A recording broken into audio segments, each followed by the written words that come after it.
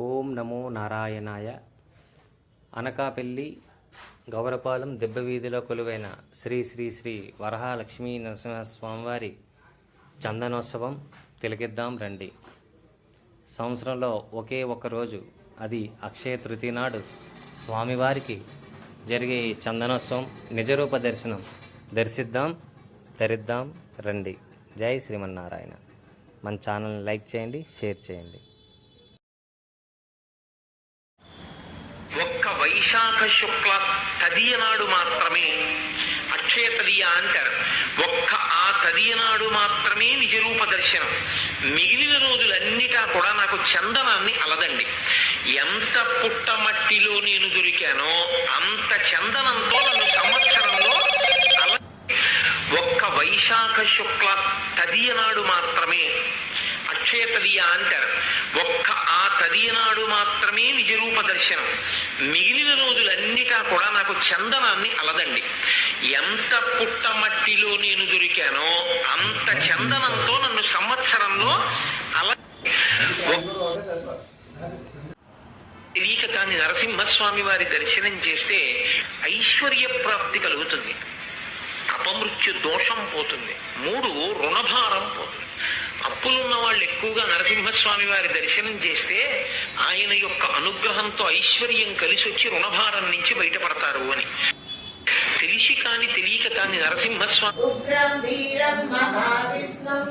జ్వలంతం సర్వతోముఖం నరసింహం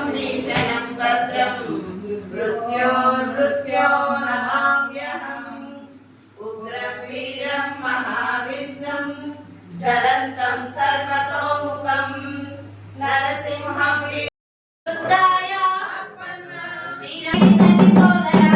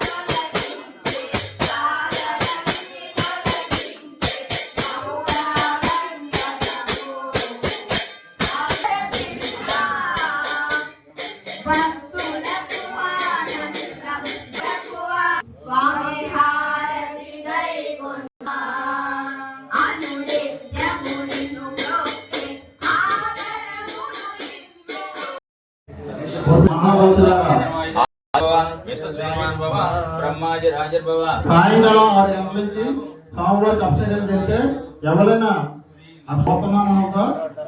మంత్రి గారు పుష్పం